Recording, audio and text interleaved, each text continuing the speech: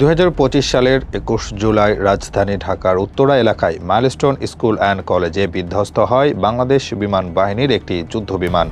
বিধ্বস্ত হওয়া বিমানটি ছিল চীনের তৈরি F-7BGI, যা মূলত প্রশিক্ষণের জন্য ব্যবহৃত হয়। দুর্ঘটনার পর থেকে প্রশ্ন উঠেছে, বাংলাদেশ কি এখনও পুরনো যুদ্ধবিমান দিয়েই প্রশিক্ষণ চালিয়ে যাচ্ছে? এই প্রশ্নের উত্তর জানতে হলে প্রথমে জানা দরকার F-7BGI আসলে কতটা পুরনো এবং কতটা ঝুঁকিপূর্ণ। বাংলাদেশ বিমান বাহিনী 1980 সালের দিকে প্রথম চীনের চেঙ্গু এয়ারক্রাফট ইন্ডাস্ট্রি গ্রুপ থেকে F-7 সিরিজের যুদ্ধবিমান সংগ্রহ শুরু করে। এই সিরিজের বিমানগুলি আসলে সোভিয়েত ইউনিয়নের বিখ্যাত MiG-21 অর্থাৎ MiG-21 যুদ্ধবিমানের লাইসেন্সপ্রাপ্ত কপি। MiG-21 প্রথম উড়ে 1955 সালে এবং সে বছরই সেটি সোভিয়েত বিমান বাহিনীতে যুক্ত হয়। পরবর্তীতে চীন এই মডেলটি J-7 নামে রপ্তানি উপযোগী করে তোলে, যার সবচেয়ে উন্নত সংস্করণ হচ্ছে F-7BGI। 2011 সালে বাংলাদেশ সরকার চীনের সাথে একটি দ্বিপাক্ষিক সামরিক সহযোগিতা চুক্তির আওতায় এই F-7BGI মডেলের যুদ্ধবিমান কেনার সিদ্ধান্ত নেয়। 2013 সাল থেকে বিমান বাহিনীর 3 নম্বর স্কোয়াড্রনে মোট 16টি F-7BGI বিমান যুক্ত হয়।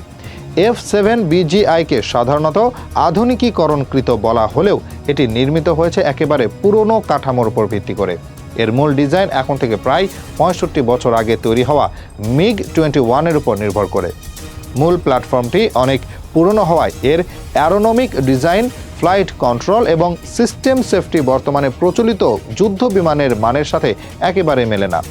F-7BGI-তে আধুনিক radar, multifunction display, digital avionics যোগ করা হলেও এর কাঠামো এখনও প্রায় 1960 দশকের প্রযুক্তি অনুযায়ী তৈরি। এই বিমানগুলোতে একটি মাত্র টার্বোজেট ইঞ্জিন থাকে। এর মানে যদি ইঞ্জিনে যান্ত্রিক সমস্যা দেখা দেয় তাহলে আর কোনো বিকল্প ব্যবস্থা থাকে না, পুরো বিমানটি নিয়ন্ত্রণহীন হয়ে পড়ে।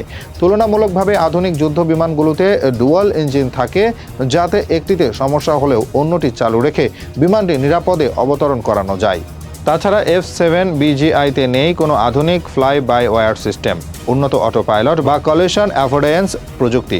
ইজেকশন সিট সিস্টেমটিও পুরনো হওয়ায় কম উচ্চতায় ইজেক্ট করার ক্ষেত্রে এটি কার্যকর নাও হতে পারে, যা পাইলটদের জন্য বড় ঝুঁকি তৈরি করে।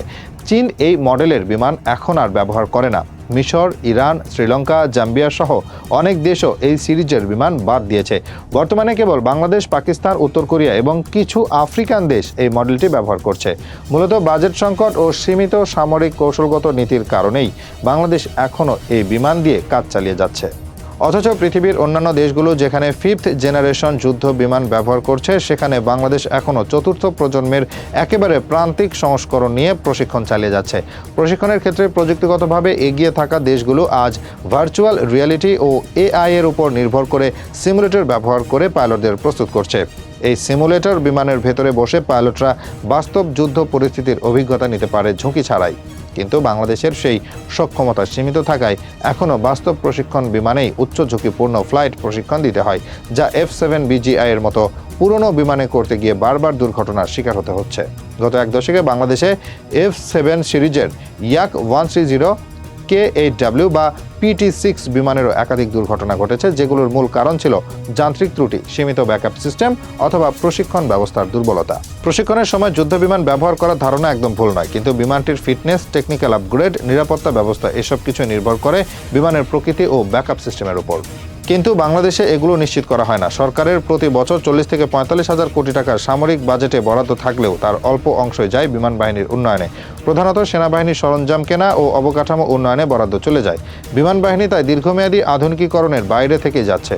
ফলে আজও বাংলাদেশের যুদ্ধ বিমান বহরের প্রধান ভরসা F-7BGI এর মতো পুরনো কাঠামোর বিমান, যা উন্নত বিশ্ব বহু আগেই বাতিল করে দিয়েছে।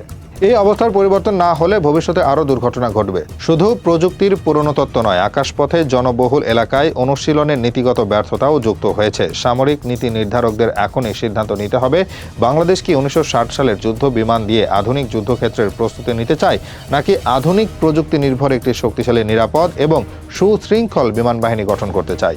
F-7BGI এক জরুরি সতর্কবার্তা। এর থেকে শিক্ষা না নিলে ভবিষ্যতে আকাশ আরও অন্ধকার হতে বাধ্য।